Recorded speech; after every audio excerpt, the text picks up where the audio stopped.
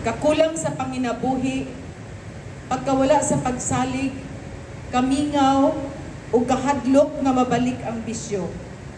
Apan, nadungog usab nato, unsay nakatabang kanila sa nga magpadayon. Pamilya, regular nga recovery meetings, mga tao nga na maminaw o mangumusta kanila, panginabuhi, pag-ampo, komunidad ug labaw sa tanan ang Ginoo. Tingali human sa napulo ka tuig, gipakita sa Ginoo kanato ang sunod nga misyon sa sugod. Mao kini. Ang recovery dili matapos sa graduation. Ang pagkaayo nagkinahanglan og padayon nga pagkuyog. Ug ang mga gikuyogan kaniadto gitawag na karon sa pagkuyog sa uban.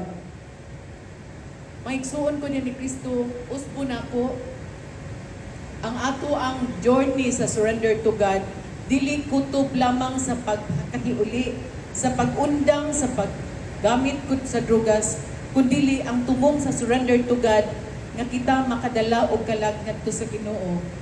Ang tumong sa surrender to God, nga kitang tanan malangit. Amen? Let's give the Lord a round of applause. Og daw, nagaingon ang Ginoo kanato, ayaw sila biyai, kuyugi sila, giyahi sila sila pauli kanako. Mao kini ang kinahiladman nga kahulugan sa atong tema karon, no one walks alone. Thank you, and once again, congratulations, happy anniversary, surrender to God. God bless. Pagkahuman sa Of former President Rodrigo Duterte is now 10 years, and we're still doing the service para sa atong mga drug addicts nga buot mag-recover.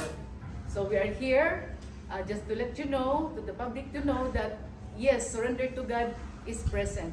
And with me here is the Archbishop Emeritus Jose Palma, who's then the Archbishop of Cebu when we started this program, who gave us the go signal na sugdan ang surrender to God. And of course, Malin Francisco, the trainer of the facilitators, trainer volunteers of the facilitators, and Rene Francisco, who also helped me with starting the program and making sure that we will be ready to handle that kind of situation where ako mismo personally was not prepared. So, welcome to this press conference.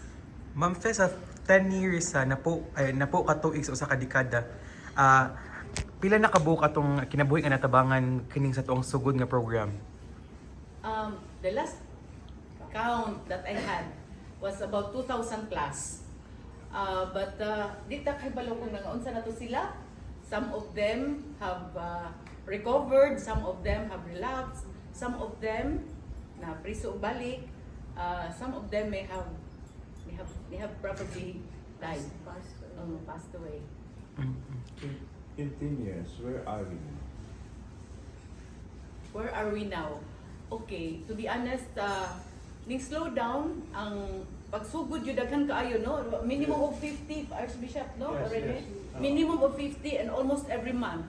And then, nakinay-kinay every 3 months, and then,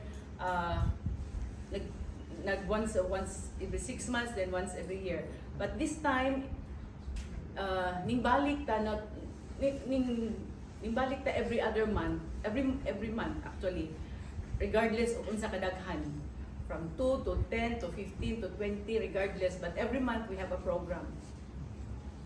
May we also hear inputs from Archbishop?